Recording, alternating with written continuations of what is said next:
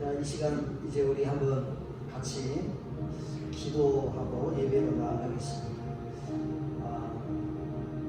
우리가 내 힘으로 살아온 것이 아니라 지나온 것이 다 하나님의 은혜였습니다. 특별히 2020년은 정말 힘든 시간들이었습니다. 그리고 지금 이 순간조차 예배가 어려운 상황까지 이렇게 와야 할 만큼 코로나로 힘든 시간들을 보내고 있는데 한 번도 겪어보지 않았던 일들을 겪어가는 이때 우리가 하나님 앞에 더 깨어있고 또 하나님의 은혜를 감사할 줄 알고 다시 하나님의 은혜의 자유로 나아가서 하나님이 회복해 주시는 그런 은혜를 경험하도록 이 시간 기도하고 또 이 땅의 교회들을 하나님께서 붙들어 주시도록 또 예배 처소마다 하나님의 영이 머물러 주시도록 이 시간에 같이 한번 기도하고 예배로 나아가겠습니다. 같이 기도합니다. 사랑의 아버지 하나님, 크신 은혜를 감사합니다. 정말 아버지 하나님, 순간순간 저희들을 지켜주시고 여기까지 인도하여 주시는 감사합니다. 내 힘으로 살아온 것이 아니라 모든 것이 하나님의 은혜였음을 이 시간으로 경험합니다. 하나님, 지나온 세월들 참 아버지 코로나와 함께 힘든 시간들을 보내시는가 여전히 아버지 하나님이여 이 코로나로 인한 고통 속에 아버지 하나님이여 잠겨있는데 하나님 그 은혜를 베풀어 주옵소서. 하나님 우리 땅의 교회를 소망으로 주신 줄 믿습니다. 교회가 다시 한번 회복되어지게 하시고 하나님의 뜻을 이루어갈 수 있도록 하나님 붙들어주시고 세상 앞에 빛과 소금의 역할을 감당할 수 있도록 하나님 교회를 다시 한번 갱신시켜 주시고 새롭게 하여 주옵소서. 아버지 하나님 오늘 또 어려운 환경 속에 이렇게 아버지 하나님 나와서 예배하며 하나님을 영광하게 하시니 감사합니다. 아버지 하나님 예배의 자리로 나오지 못했지만 있는 처소가 예배의 자리가 되고 해주시고 하나님을 경외하는 아버지 하나님 마음으로 오늘 주의 거룩한 날을 아버지 함께 보낼 수 있도록 은혜 베풀어 주옵소서. 오늘 시간에도 주의 성령께서 우리와 같이 알려주시고 은혜 베풀어 주옵소서. 감사합니다.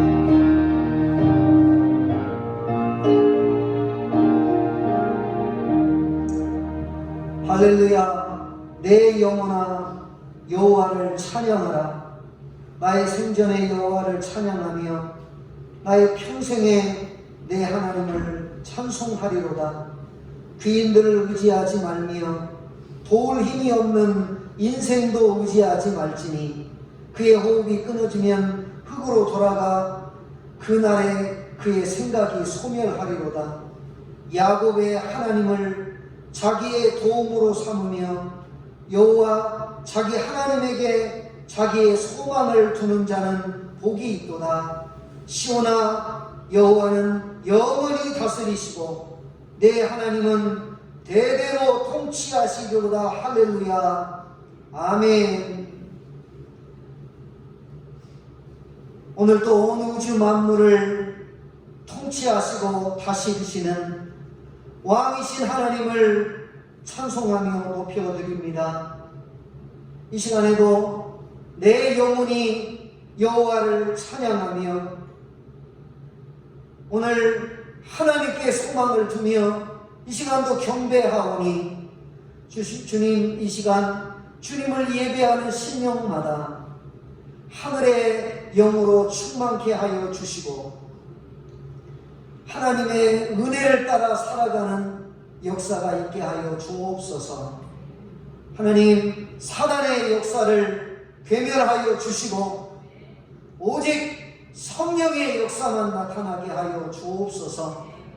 고통과 절망과 사망의 아픈 소식들이 다 떠나가게 하여 주시고 성령을 통한 예수의 권세만 나타나게 하여 주옵소서. 이 시간 온전히 삼위 하나님만 영광 받아 주시기를 원하오며 구주 예수님의 이름으로 기도하옵나이다. 아멘. 우리 다 같이 일어나셔서 하나님 앞에 영광 찬송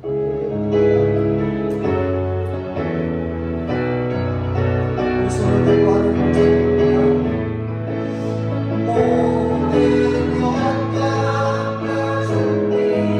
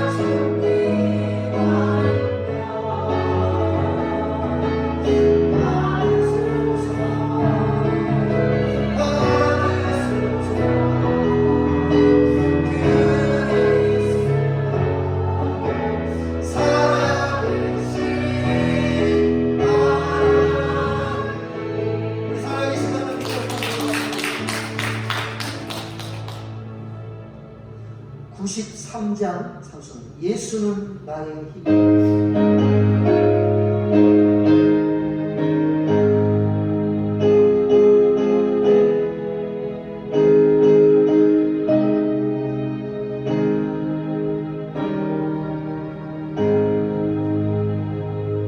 예수는 나의 힘이요 내 생명 되시니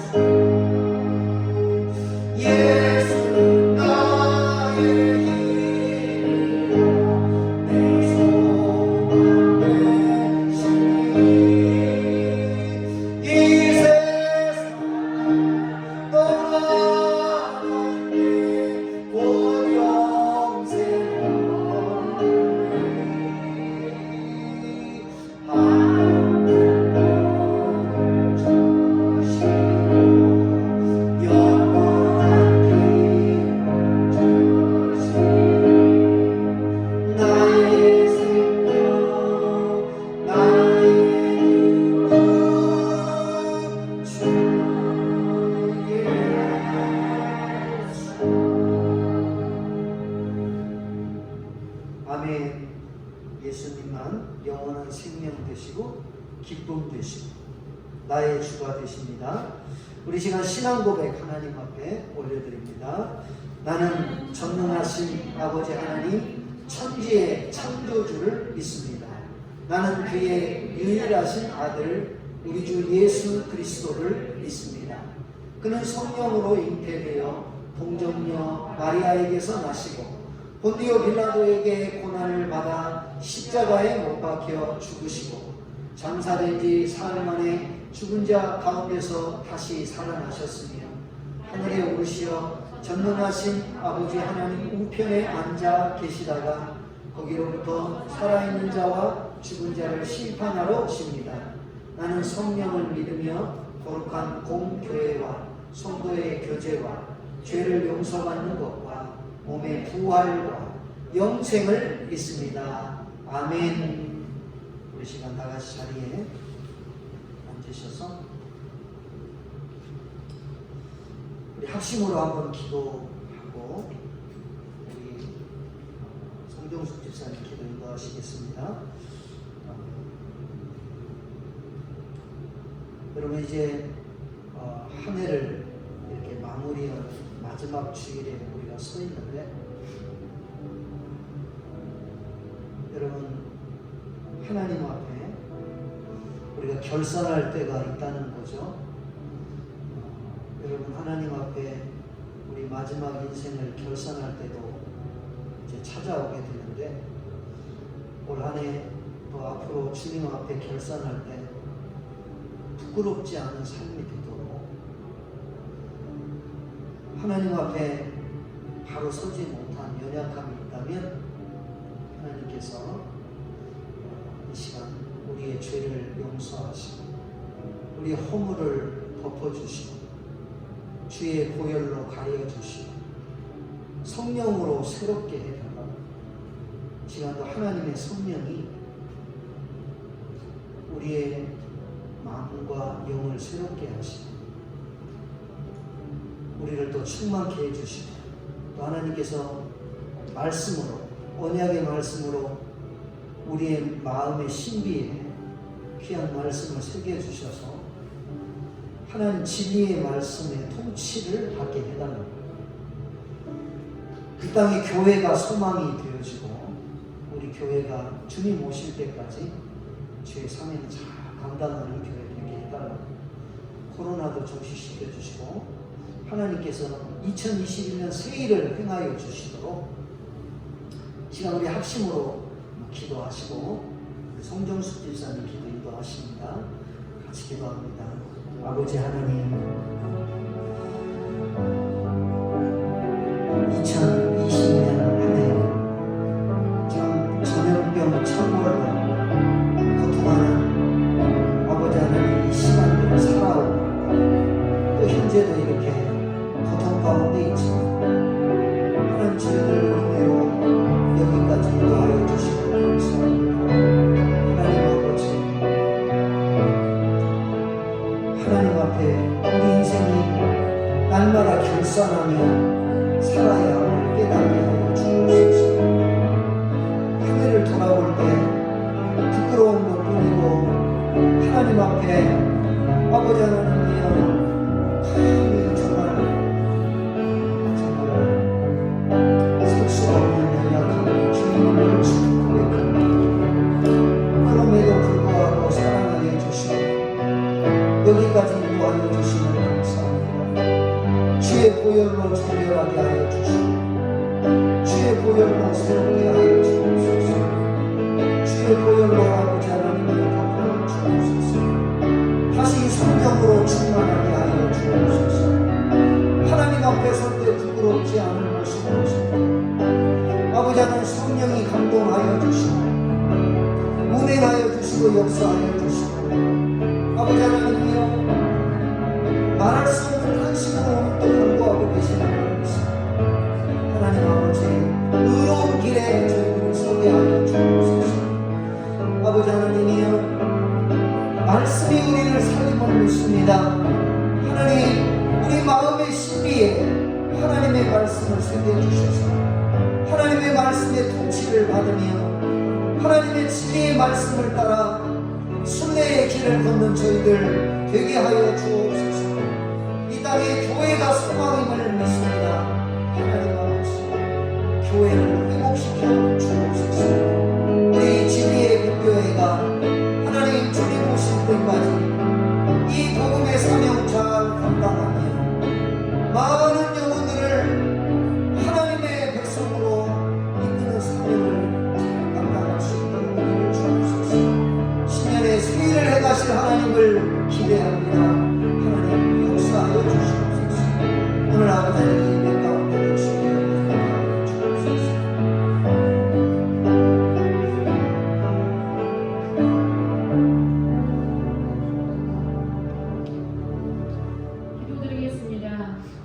변함없는 크신 사랑으로 우리를 구원하시러 이 땅에 오신 주님을 찬양합니다. 아멘. 늘 함께 하심으로 여기까지 인도해 주신 주님 감사합니다. 아멘. 하나님께서 기뻐하시는 예배가 되게 하시고 우리의 마음을 모아 정성껏 드리는 예배가 될 수 있도록 하나님 은혜를 베풀어 주시옵소서. 아멘. 주님, 지난 날들을 뒤돌아보면 당연하게 생각했던 매일매일의 삶이 결코 우리의 힘으로 된 것이 아닌 주님의 은혜였음을 깨닫습니다.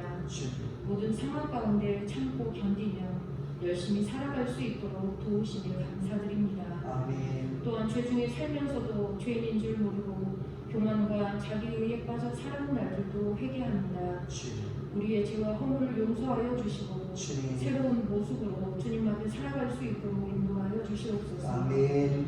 우리의 삶이 오직 성령과 말씀에 이끌려 사는 삶이 되게 하시고 믿음의 본을 보이며 늘 시작과 끝이 기도와 감사로 이루어지는 순전한 믿음을 더하여 주시옵소서. 아멘. 주님, 특별히 올 한 해 생각지도 못했던 코로나로 인하여 겪어보지 못한 어렵고 힘겨운 날들을 보냈습니다. 날이 갈수록 강화되는 사회적 거리두기로 일상생활과 경제활동 등이 많이 위축되어 있습니다. 어느 때까지 이 어려운 상황이 지속될지 모르지만 지금까지 신실하게 인도하신 주님을 순망하며 힘든 시기를 잘 극복하도록 도와주시옵소서. 아멘.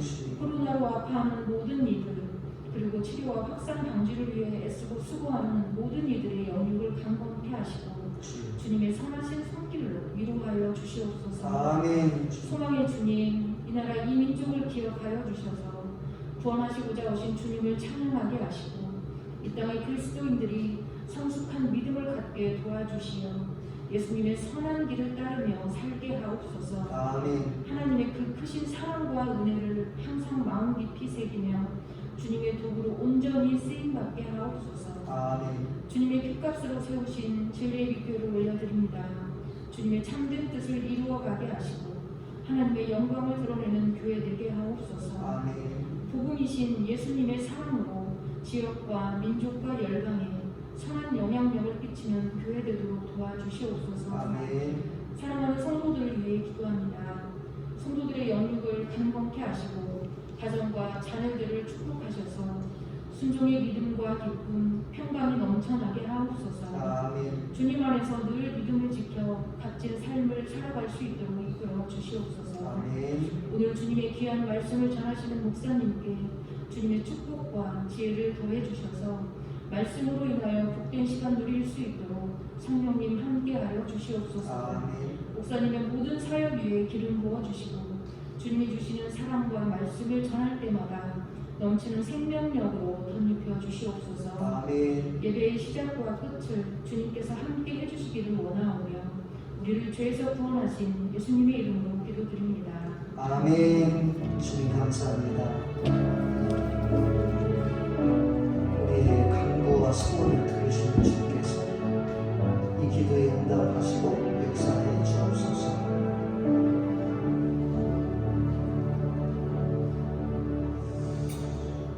(51장) 찬송 부르시면서 하나님 앞에 봉헌 예물 드리겠습니다.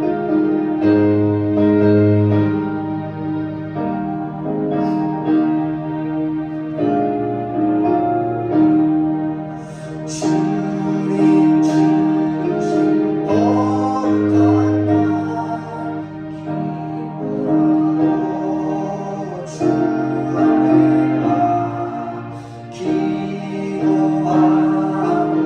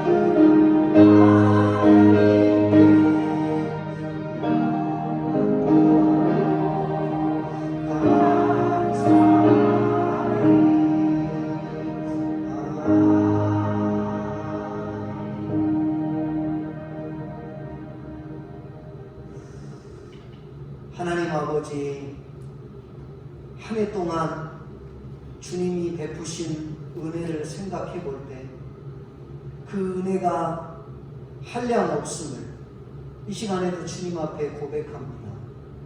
하나님 아버지, 받은 복을 세워볼 때 아버지 하나님, 그것이 얼마나 큰 것인지 깨닫게 됩니다.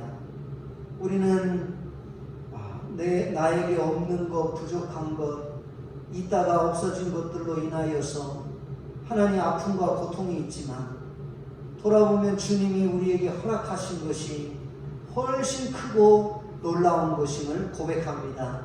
이 시간 그 은혜에 감사하여 하나님 앞에 아버지 하나님이여, 주님 기뻐 받으시는 연락될 하나님 예물을 주님 앞에 봉헌하여 드리니 주님 이 예물을 받으시고 역사하여 주옵소서. 하나님 아버지, 수고하여 얻은 소득 믿음으로 하나님 앞에 11조 드리는 손길들에게 성경에 약속한 복으로 함께하여 주시되 형통한 삶이 되어지게 하시고 날마다 창고에 새 포도즙이 넘치며 아버지 하나님이여, 많은 사람들에게 선한 영향력을 미치는 삶이 되도록 생을 축복하여 주옵소서. 아버지 하나님, 주님 앞에 모든 것이 은혜임을 범사에 감사하며 하나님 앞에 예물 드립니다. 또한 성탄 감사 예물 드립니다. 또 차량 주심 감사하며 차량 감사 예물 주님 앞에 드립니다. 아버지 하나님이여, 이 감사들을 받아 주옵소서. 하나님 아버지, 한 영혼이 주님께 돌아오는 아버지 하나님 그 영혼 사랑의 마음으로 주님 앞에 성경금 드립니다. 하나님 아버지, 받아 주시옵소서. 아버지 하나님, 성매연금, 주일연금 구별하여 드렸사오니 하나님께서 이 각종 예물 주님 흠양하여 주시고 믿음의 복으로 함께하여 주옵소서.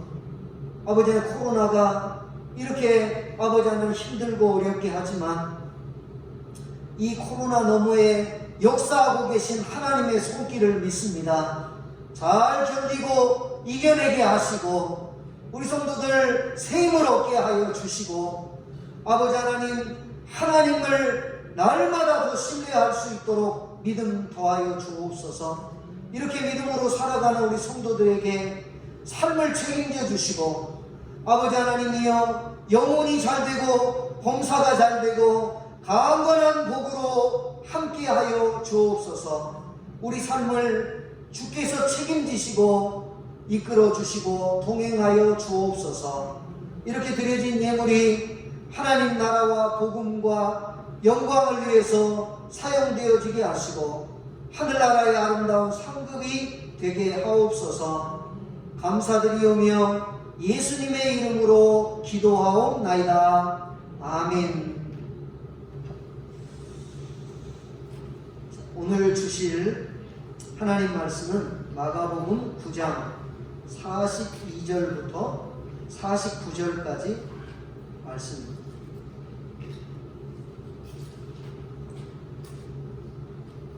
마가복음 9장 42절부터 49절.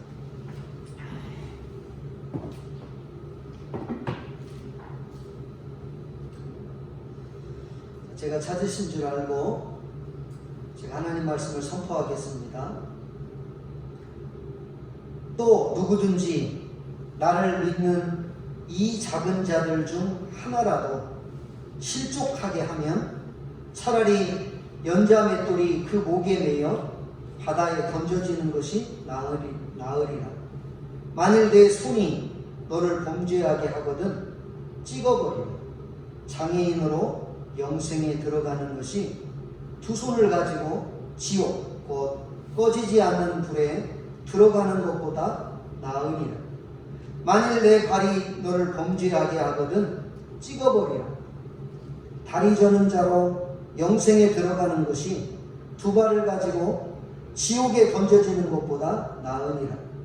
만일 내 눈이 너를 범죄하게 하거든 빼버리라.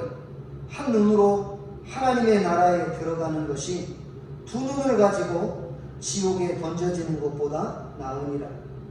거기에서는 구더기도 죽지 않고 불도 꺼지지 아니하느니라. 사람마다 불로서 소금치듯함을 받으리라. 아멘. 오늘 이 본문의 말씀을 가지고 교만한 자가 받을 형벌, 이런 제목으로 우리 함께 은혜를 나누고자 합니다.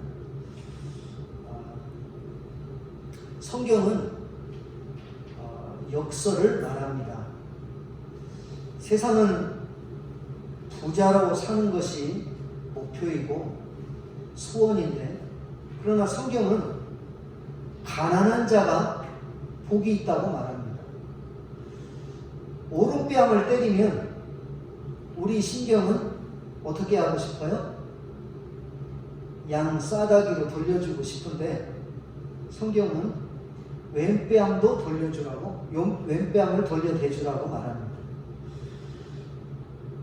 세상의 법칙은 힘이 세고 부유한 자가 이 땅을 차지하는 것이 당연한 것인데, 천국은 어린아이와 같이 겸손한 자가 차지한다고 말씀합니다. 자, 이 모든 가르침들은 세상의 가치관과 하나님 나라의 가치관이 다르다는 것을 가르쳐주고 있습니다. 그래서 우리가 하나님의 가치를 가지고 이 땅을 살아가기를 원하시는데, 오늘날 이 시대의 교회와 성도는 성경과 예수님의 말씀을 바로 깨닫지 못한 결과 오히려 예수님 말씀과는 반대로 살아가는 듯합니다.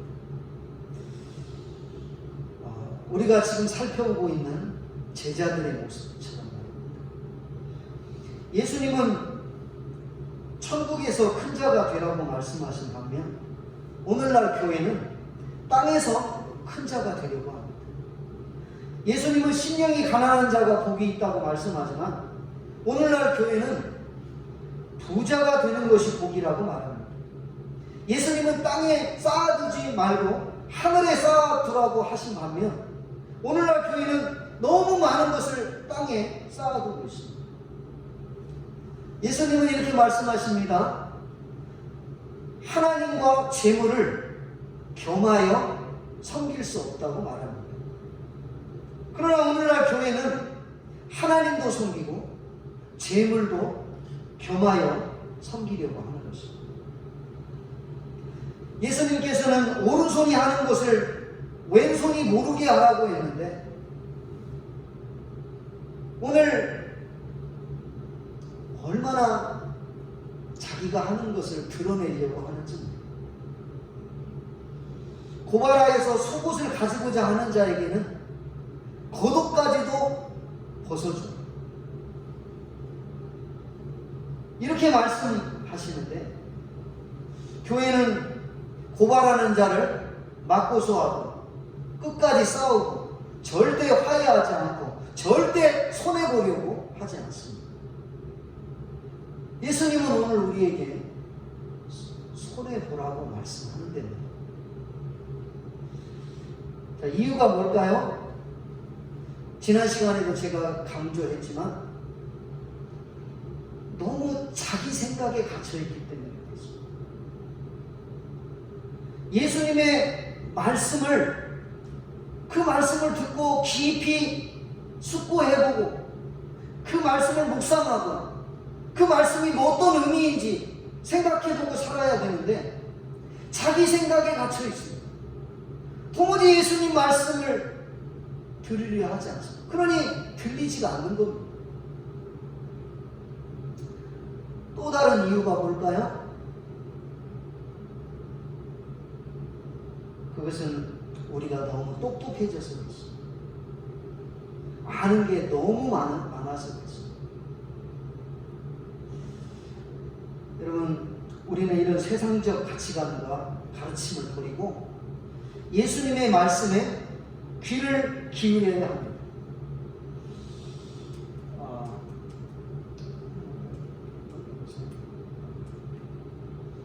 자, 우리 한번 말씀을 같이 읽어볼까요? 고린도전서 1장 25절 말씀.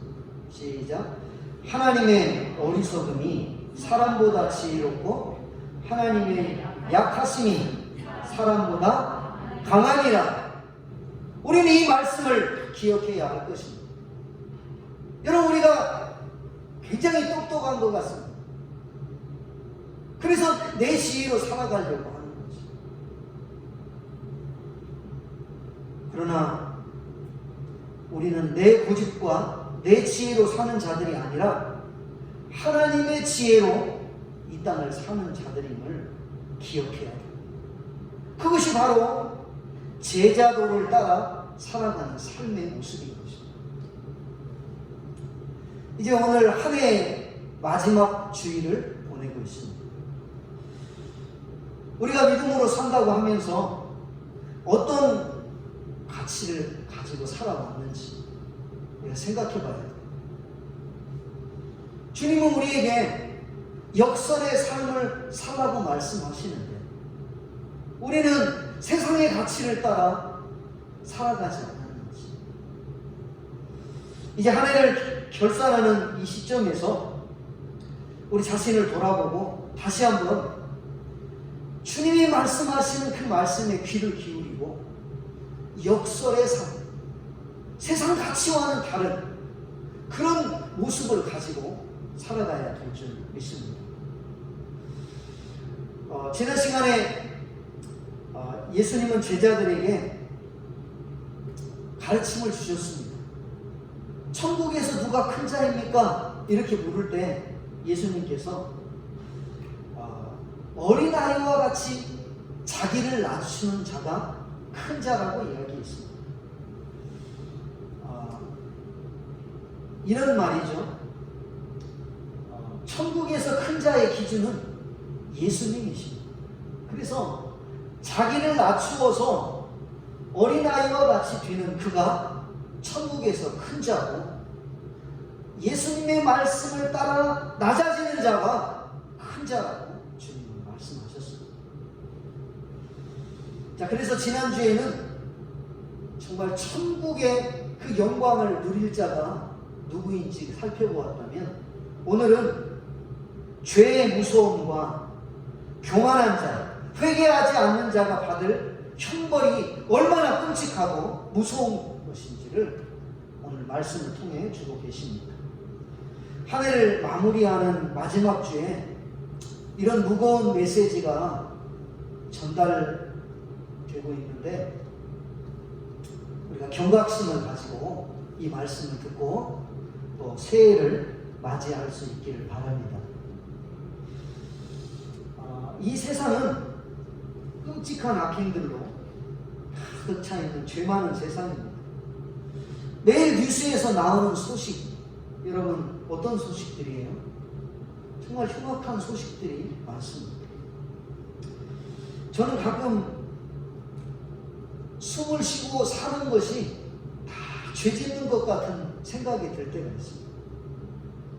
조금 더 살면 죄를 더 많이 짓는 것 아닌가, 이런 생각이 들 정도로 참 이게 남 얘기가 아니고 내 자신의 이야기이기도 합니다.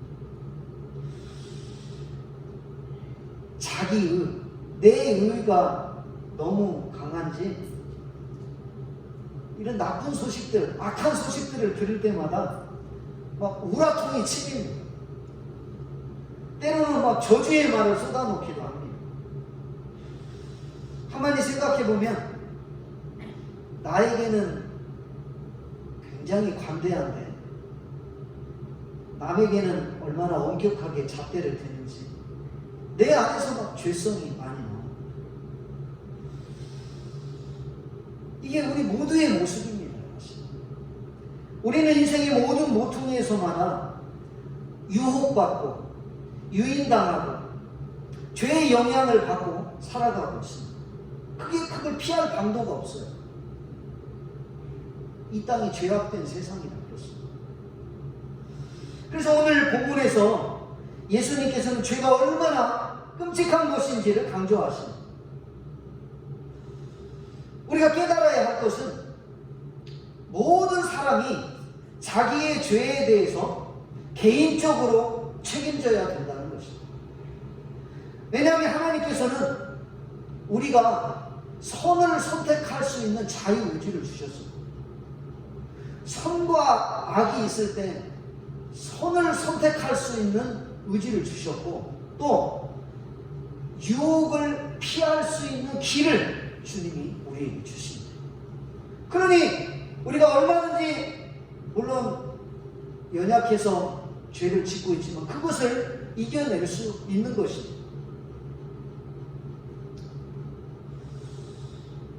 그래서 여러분, 죄가 하나님과 우리 사이를 얼마나 멀어지게 하는지 우리가 알고 죄에 대한 경각심을 가지고 살아야 해요.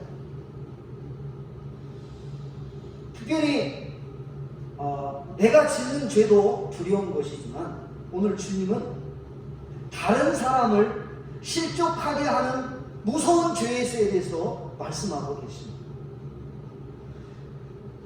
오늘 여기 42절에 누구든지 나를 믿는 이 작은 자들 중 하나라도 실족하게 하면, 이렇게 말씀합니다.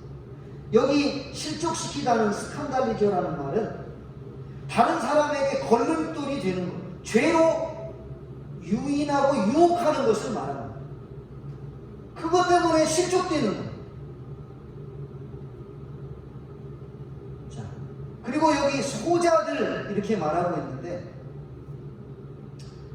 이 작은 자들, 이 소자들, 이게 누구냐면 주님을 믿는 자들을 말하는 거예요. 하나님의 자녀, 넓은 의미로 해석하면 믿음이 연약한 자, 그들에서부터 그리스도에 대해서 어린아이 같은 믿음과 마음을 가진 모든 사람을 통칭하는 말이기도 합니다. 예수님께서는 다른 사람을 잘못된 길로 인도하는 것보다 더 나쁜 죄가 없다, 이렇게 말씀하십니다.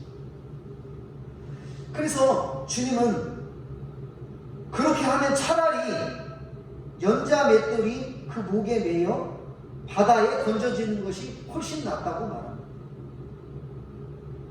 이 말은 스스로 연자 맷돌을 목에 걸고 이렇게 바다에 던져지는 게 남을 실족시키는 것보다 훨씬 나을 만큼 다른 사람을 죄로 유혹해서 하나님에게서 떠나게 하는 죄는 엄청나게 무거운 죄라는 것을 말씀하고 있습니다.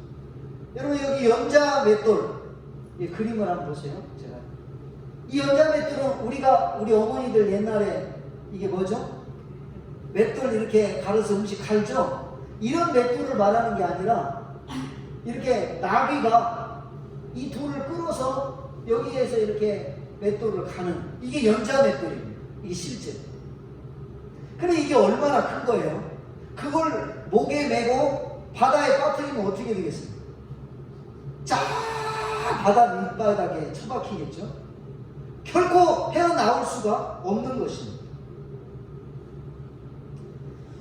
실족하게 하여 죄의 유혹으로 넘어지게 하는 죄가 얼마나 크고 무거운지 그 형벌이 바다 밑바닥까지 가라앉아 그곳에서 달려 있게 될 것을 말씀하고 있습니다. 그 정도로 이렇게 죄가 무섭고 끔찍한 것을 말씀드립니다.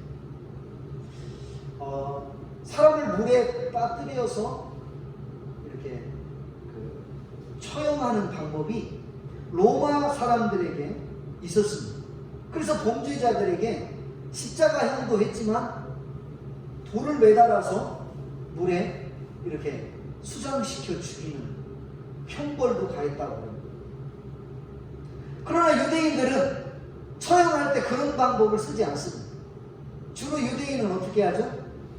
돌로 때려서 이렇게 그렇게 합니다. 그들은 익사를 완전한 파괴와 멸절의 상징으로 죽음의 가장 깊은 구렁텅이에 있게 되는 것으로 보았습니다. 그래서 이 말씀을 들을 때 그들은 굉장히 경각심을 가지고 이 말을 들었을 것입니다. 어쩌면 예수님은 제자들에게 공포심을 이 말씀을 통해서 불러일으켰을 수도 있습니다. 왜요? 다른 사람을 잘못된 길로 가게 하는 죄만큼 끔찍한 죄가 없다는 것입니다. 누가 크냐? 서로 크게 되고 세상의 가치를 가지고 여전히 살아가려고 하는 제자들에게 하나님 나라는 그게 아니라는 것입니다. 그리고 더 나아가서 그들을 잘못된 길로 인도하면 하나님 앞에 무서운 형벌을 받게 될 거라고 그렇게 경고하고 있는 말씀입니다.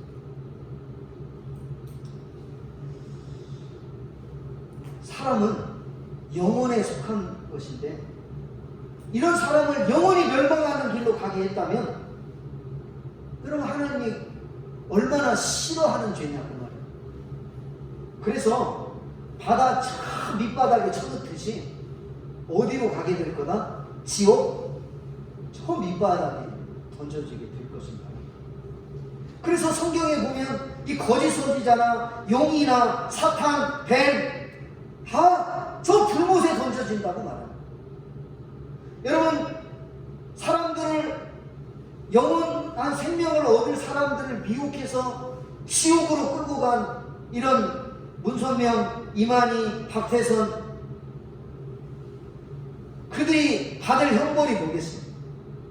저는 그들이 받을 형벌이 이런 연자맷돌을 달려서 저 바다 밑에 빠뜨려준 것처럼 저 미혹 지옥 밑바닥에 던져질 거라고 생각합니다. 이것은 우리 목회자들도 마찬가지고 지도자들도 마찬가지고 부모의 입장에 있는 사람들도 마찬가지고 다 같은 말씀으로 들어야 돼요. 연약한 자, 소자, 예수님을 믿고 있지만 정말 여전히 어린 그런 자들, 영적으로 볼 때 그런 자들을 잘못된 길로 인도하거나 유혹해서 영원히 멸망할 길로 가게 한다면 그 결과는 무서운 심판이라는 것을 오늘 말씀해 주고 있습니다. 특별히 43절부터 47절까지 말씀을 읽어보면 얼마나 무서운 경고인지. 네 손이 너를 범죄하게 하거든 어떻게 해라? 찍어버려라. 네 발이 너를 범죄하게 하거든 찍어버려라. 네 눈이 너를 범죄하게 하거든 빼버리라. 이렇게 말씀합니다. 여러분 우리 몸의 지체인 손과 발과 눈 얼마나 중요한 우리 몸의 지체예요. 하나님은 이것을 가지고 하나님의 영광을 위해서 쓰라고 우리를 창조해 주셨습니다. 이 손이 있어야 하는 이유는 죄 지으라고 하나님 만들어준 게 아니다 그 말이에요. 이 발로 아무데나 가도 되는 게 아니다 그 말이에요. 잘못된 길로 이끌어가면 안 된다 그 말이에요. 이 눈 보는 게 얼마나 중요해요. 그런데 이 보는 것이 이 우리 속에 잔상을 일으켜서 이게 좋은 걸 보지 않으면 이게 악한 것으로 끌려가게 되고 있습니다. 하나님은 당신의 손을 펴서 우리를 구원해 주시고 우리를 사랑해 주시고 우리에게 풍성한 것을 공급해 주시지만 사람의 손은 하나님을 영광하는 데 쓰지 않고 죄를 짓는 데 쓰고 있다고 말이에요. 손을 왜 줬을까요? 맛있는 거 많이 먹고 죄 많이 지으라고요? 아니요. 이 손을 가지고 하나님을 영광하는 그 일에 이 손을 쓰라고 주신 것입니다. 아멘입니까? 그런데도 사람들은 하나님이 주신 이 손을 잘못된 곳에 사용하고 이 발로 잘못된 곳에 가고 있고 이 눈을 가지고 죄악된 것들을 자꾸만 바라보고 있다는 말이에요. 여러분 동물에게도 손이 없는 건 아니지만 하나님은 사람에게만 당신의 모양을 따라 손을 주었습니다. 하나님이 주신 손은 모든 피조물들을 다스리고 새로운 것을 창조할 수 있는 손. 그래서 그것으로 하나님을 영광하도록 하나님이 특별히 인간에게만 이 창조의 손을 주신 것입니다. 그럼에도 사람들은 이 손을 하나님의 영광을 위한 곳에 사용되지 않고 악한 일에 사용하고 있다는 거예요.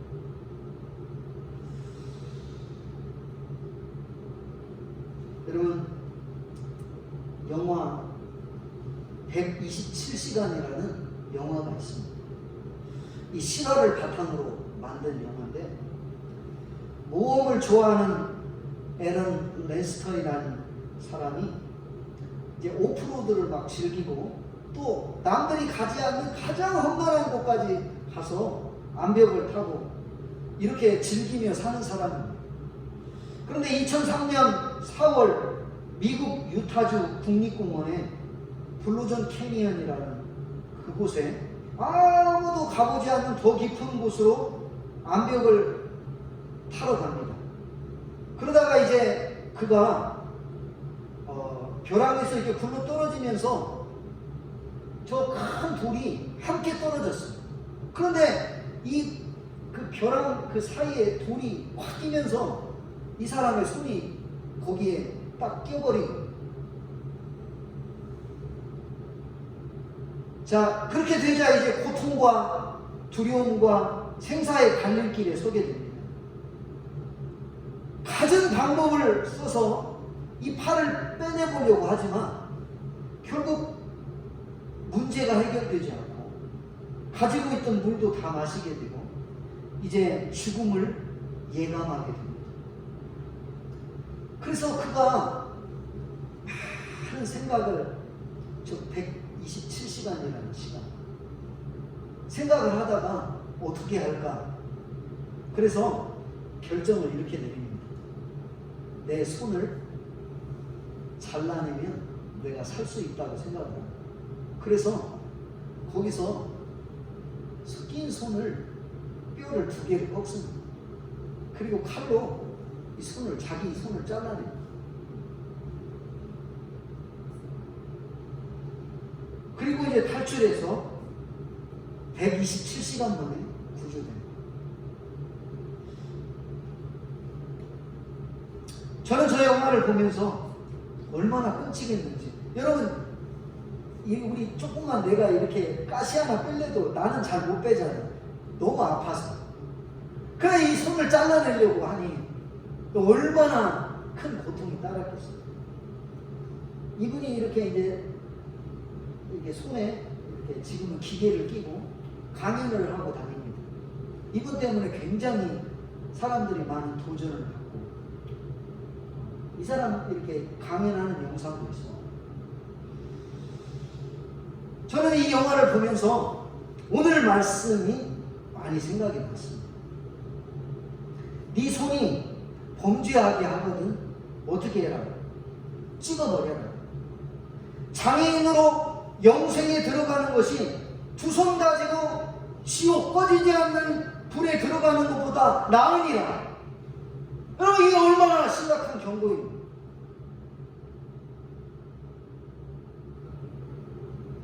여러분, 이 말씀이 우리가 죄 지으면 다 끊으라는 말이에요? 그런 말은 아니잖아요. 여러분, 범죄할 때마다 뭐 눈 빼고 이렇게 하면 우리가 다 어떻게 살겠습니까? 그리고 실제로 우리 지체를 잘라낸다고 그 죄가 없어지는 것도 아니잖아요. 옛날에 도박하던 사람이 내가 도박 또 하면 어떻게 한다? 손가락을 자른다 해놓고 손가락 자르니까 뭘로 해요? 발가락으로 한다고 하잖아. 그러니까 우리 몸 지금 주님께서 이게 잘라내라는 말은 실제 잘라내라는 말이 아니죠. 그걸 제거하는 그 고통, 그 희생, 그것이 따르잖아요. 그렇듯이 이 죄를 철저하게 우리가 제거하라는 것입니다.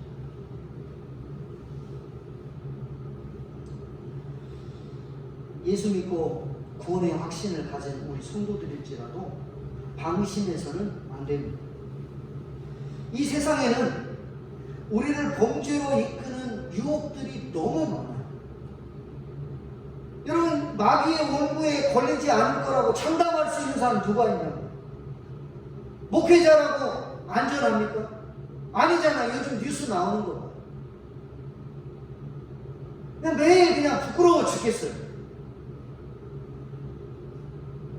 그런 사람들이 한번 등장할 때마다 한국에 있는 목회자들이 다 그런 줄 알아요. 그런데 그게 제가 얘기했듯이 일반화의 오류라고. 대부분 그렇지 않습니다.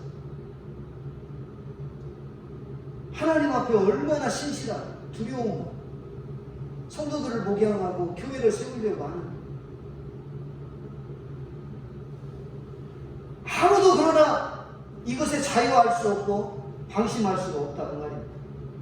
여러분, 예수 믿는 성도 똑같은 이 환경 속에 살아가기 때문에 그 고리를 차단하지 않으면 심각한 죄에 성도도 빠지게 된다 그 말이에요. 그래서 베드로가 이렇게 말합니다. 우리 같이 한번 읽어보겠습니다. 시작. 사랑하는 자들아, 거류민과 나그네 같은 너희를 권하노니 영혼을 거슬러 싸우는 육체의 정욕을 제어하라. 이 나그네의 삶을 살아가면서 저 육체의 정욕을 제어하고 살아가라는 말씀입니다. 이것에서 제어하지 못하면 우리가 성령을 거스르게 된다는 말이에요. 그래서 여기 제어하라는 말은 멀리하고 끊으라는 말이에요. 철저하게 멀리하고 삼가해야 할 것 중에 바로 그것이 정욕이라는 거죠.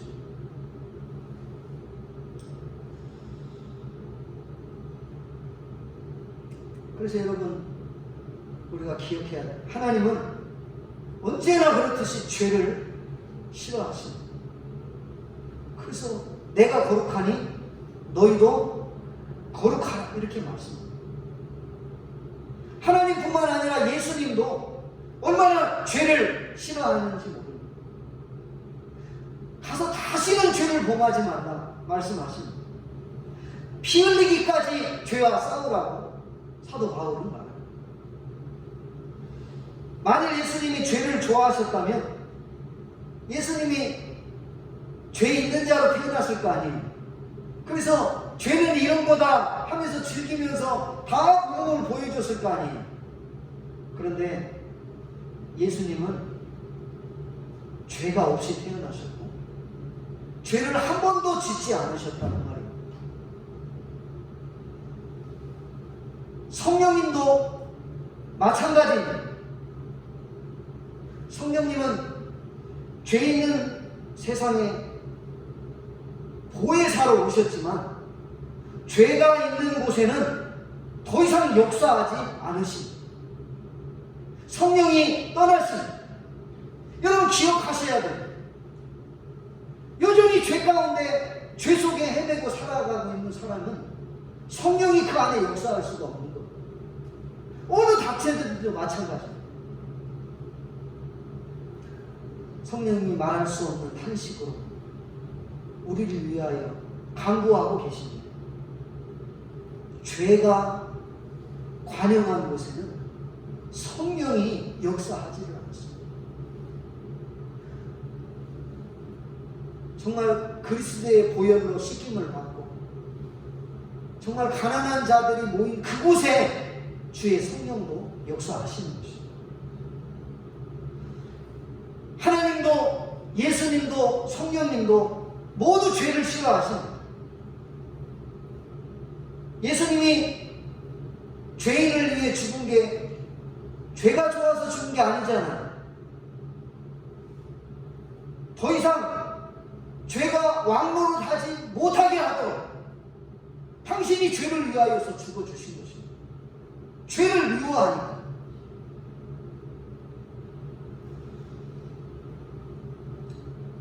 그래서 주님은 오늘 강하게 말씀하십니다. 만일 네 손이 범죄하면 찍어버려. 발이 범죄하면 찍어내버려. 눈이 범죄하면 빼버려라.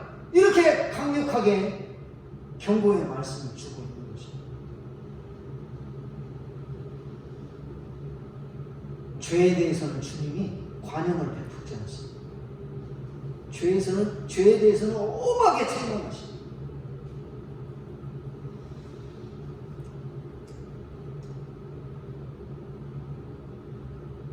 하나님은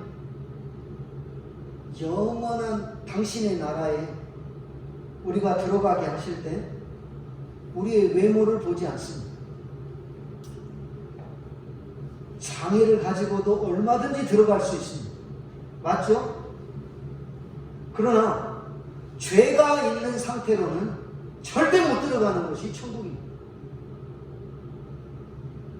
죄로 인해 장애를 입었다면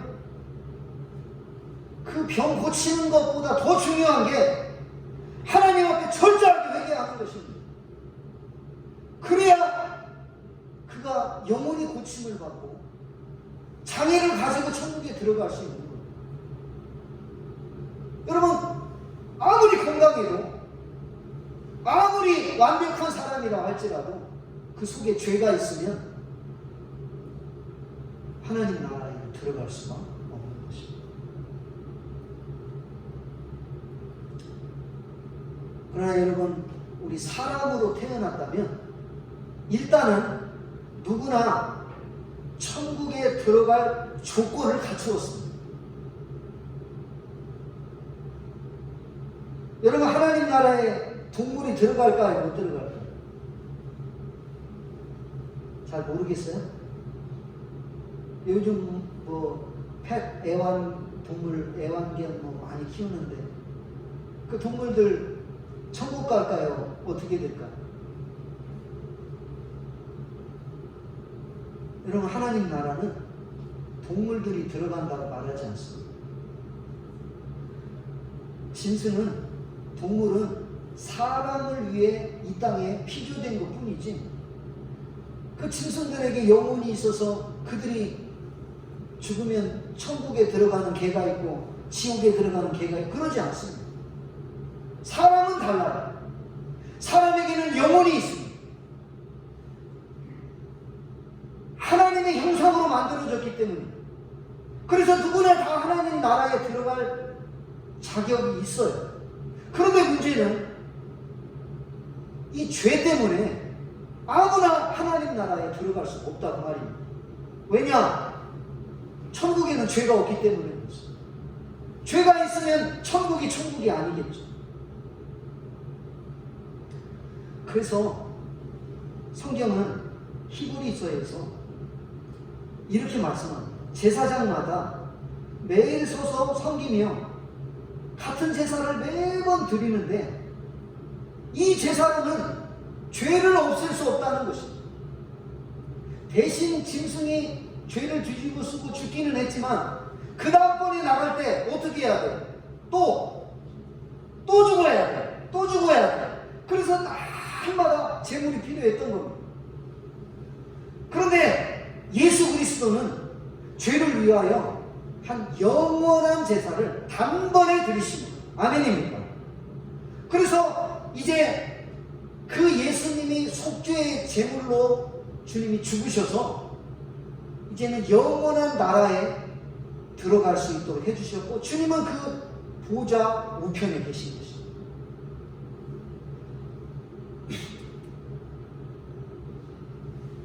한 제물로 거룩하게 된 자들을 영원히 온전히 하셨습니다. 그래서 이제 성령을 통해서 그날 후로 우리와 언약을 세우시는데 그 법을 어디에다 새겨주신다고 하냐면 마음에 두고 저희 생각에 기록하리라 이렇게 말씀합니다. 그리고는 불법을 다시는 기억하지 아니하리라.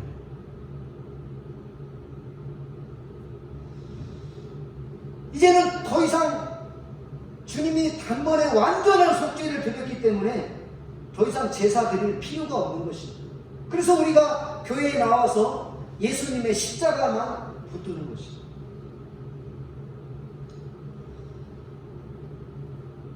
그렇기 때문에 누구든지 어떤 사람이든지 장애인이든 건강한 사람이든 이 죄를 용서받은 사람은 다 천국에 갈 수 있는 것입니다. 그러나 아무리 건강한 사람이라 할지라도 죄사함이 없는 자는 영생에 들어갈 수 없는 것입니다.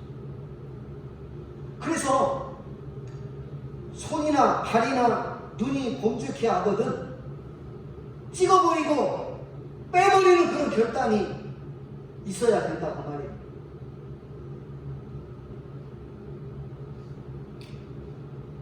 그렇지 않으면 형식적인 그리스도인으로 머물게 될 수도 있다. 마치 겉으로는 막 죄에 대해서 손사래치고 자기는 죄와 멀은 것처럼 이렇게 경건한 척 할 수 있지만 척 하는 것으로 끝날 수 있다는 사실을 알아야 돼요. 그래서 지옥에 들어가는 조건은 딱 한 가지. 뭐예요? 죄만 있으면 돼요. 외모는 아무 상관없지 않아요. 이 땅에 살면서 그렇게 눈에 보이는 것들, 외형적인 것들, 그런 거 다 가지고 완벽한 것으로 살아도 죄 짓고 그 죄악 속에 벗어나지 못한다면 그 지체는 지옥에 꺼지지 않는 불 속에 던져질 것입니다. 성경은 지옥을 분명하게 말씀합니다. 우리에게 겁주기 위해 만들어 놓은 상상 속의 장소가 아닙니다. 하나님의 사랑을 거절하고 죄 가운데 사는 자들을 위해 만들어 놓은 것입니다. 그래서 오늘 48절, 49절에 거기에서는 구더기도 죽지 않고 불도 꺼지지 아니하는 그리고 불로 소금 찌듯함을 받으리 이렇게 말씀하고 있습니다. 지옥에 갔던 부자의 소원이 무엇이었어요? 나사로, 아브라함의 품에 있는 나사로의 손끝에 물을 찍어와서 그 물로 자기 혀를 한 방울이라도 적셔주는 게 그것이 지옥에 간 부자의 소원이었어요. 지옥이 그렇게 고통스럽다고 말합니다. 오늘 여기에서는 구더기가 있다고 말하는데 그게 뭔지는 잘 모르지만 구더기가 하는 게 뭐예요? 막 갉아먹고 파먹고 그런 거 아니겠어요? 그냥 느낌상. 그러니까 그 고통을 다 받고 있어야 할 곳이 지옥이라고 말씀합니다. 계시록 20장에 보면 천년 왕국이 등장하는데 이제 천년 왕국 후에 백보자 심판이 있습니다. 거기에 보면 성경이 이렇게 말씀합니다. 우리 같이 한번 읽어봅니다. 10절 먼저 시작. 또 그들을 미혹하는 마귀가 불과 유황 못에 던져지니 거기는 짐승과 거짓 선지자도 있어 세세토록 밤낮 괴로움을 받으리. 이게 미혹했던 마귀가 들어갔고요. 거기에 짐승 거짓 선지자도 있다고 말합니다. 자, 그 밑에 한번 보겠습니다. 14절, 15절, 20장 계시록 20장 14절, 15절 시작. 사망과 음부도 불못에 던져지니 이것은 둘째 사망 곧 불못이라. 누구든지 생명책에 기록되지 못한 자는 불못에 던져진다. 천국이냐 지옥이냐 그 모든 기준은 죄입니다. 죄가 있느냐 없느냐 하는 것은 영생에 들어가는데 절대적인 기준입니다. 그래서 죄가 없는 자가 되려면 예수님을 믿어야 되는 것입니다. 그러면 예수님이 우리 죄를 다 용서해 주셨기 때문에 예수님 그 의로 우리가 덧입어서 죄가 없는 자가 되고 천국에 갈 수 있다.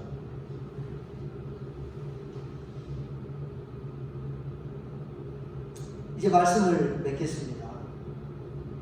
오늘 제자들에게 예수님은 실족하게 하는 일을 통해서 지옥을 말씀하고 있습니다. 귀한 영혼을 실족하게 하는 일이 없어야 되겠습니다. 주님은 얼마나 죄를 미워하시는지 모릅니다. 우리에게 주신 이 지체를 가지고 우리가 하나님을 영광하는 데 써야 되지 않겠습니까? 아무리 작은 자, 소자, 어린 자라 할지라도 마태복음에 보면 그들에게 수호천사가 있어서 하늘에 있는 아버지의 얼굴을 항상 배워본다고 얘기합니다. 그러니까 무시할 수 없다 그 말이에요. 누구나 사람은 다 존귀한 것입니다. 그런데 그 아버지 품에 가야 할 귀한 영혼을 유혹해서 저 영원한 지옥으로 끌고 가는 사람의 벌이 얼마나 크겠냐고. 자, 이런 걸 통해서 세상 가치관을 가지고 살지 말고 하나님 나라 가치로 살라고 말씀합니다. 한 영혼이 얼마나 소중한지 여러분 그것을 아셔야 돼요. 그래서 마태복음에는 목자가 잃은 양을 찾기 위해서 99마리 양을 놔두고 어떻게 해요? 그 잃어버린 양 한 마리를 찾도록 찾는다 그 말이에요. 그러면 그 찾는 그 양 그 한 마리 찾은 것이 99마리 있는 것만큼 기쁨이 크다고 이렇게 나왔습니다. 그래서 여러분 먼저는 우리 자신이 죄를 미워해야 돼요. 예수님이 그러십니다. 멀리 해야 됩니다. 죄를 안심할 수 없어요. 우리도 다 죄에 노출되어 살아갑니다. 그래서 날마다 이 마음의 신비에 새겨진 말씀을 새겨놓고 그 말씀이 기준이되어서 유혹이 올 때마다 그 죄의 유혹으로부터 이겨야 돼요. 정욕을 제어해야 돼요. 그리고 다른 사람을 잘못된 길로 가게 해서는 절대 안 돼요. 그 죄의 결과가 영원한 지옥, 불못이기 때문에 그렇습니다. 주님이 계신 천국이 있다면 용서받지 못한 죄인이 가는 지옥도 반드시 있습니다. 그러니 우리가 이제 여기 한번 보세요. 우리 지체를 불의의 병기로, 불의의 도구로 사용하지 말고 바른 진리를 따라서 하나님 나라 의의 병기로 사용하셔서 천국의 영광을 다 누리는 우리 복된 성도님들 되시기를 바랍니다. 자, 이 시간 우리 같이 한번 이제 기도하겠습니다. 오늘 말씀을 생각하면서 누가 천국에서 큰 자입니까? 주님께서 이렇게 묻는 제자들에게 자기를 낮추어서 어린아이와 같이 되는 자가 큰 자라고 얘기합니다. 그러나 아무리 소자일지라도 그를 죄로 유혹해서 잘못된 길로 가게 하면 불못에 던져질 것을 말씀하십니다. 여러분 그만큼 한 영혼이 소중합니다. 우리가 죄를 예수님이 미워했던 것처럼 우리가 죄를 미워하고 우리 몸을 불의의 지체로 사용하는 도구로 사용하는 게 아니라 하나님 나라 그 영광과 의를 위해서 우리 이 지체를 사용해 하나님을 영광하는 삶이 되게 해달랍니다. 우리 시간 같이 한번 기도하도록 하겠습니다. 하나님 아버지, 오늘도 우리에게 주님의 귀한 강론을 통해서 깨달음을 주시고 교만한 자가 받을 형벌이 무엇인지 말씀해 주시니 감사합니다. 이제 한 해를 마무리하는 마지막 주에 이 경고의 말씀을 우리에게 주셨습니다. 주님이 얼마나 죄를 미워하시고 죄를 싫어하시고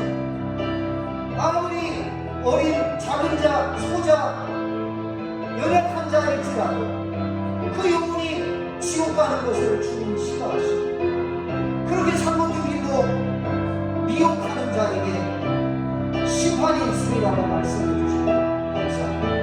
그러니 우리 손과 발과 눈, 하나님 우리 지체가 의의 경기가 되어 하나님을 영광하는 도구가 되게 하시고, 그래서 하나님 기뻐하는 일 많이 하는 우리 성도들 다 되게 하여 주옵소서.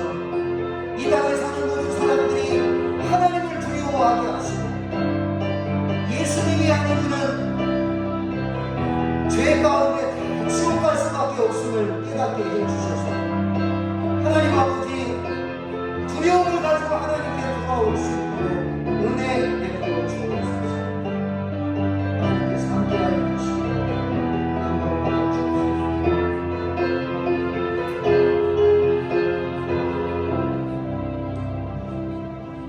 우리 다 같이 일어나셔서 522장 웬일인가 내 형제여 주 아님이 있다가 죄값으로 지옥 형벌 너도 받겠다.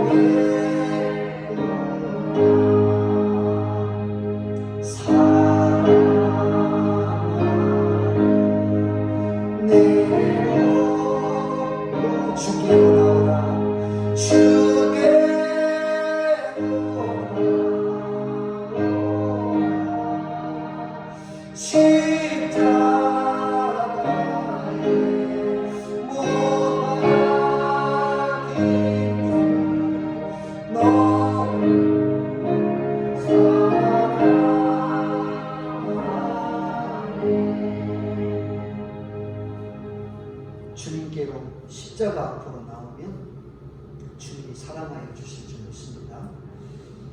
제가 축복기도 드립니다.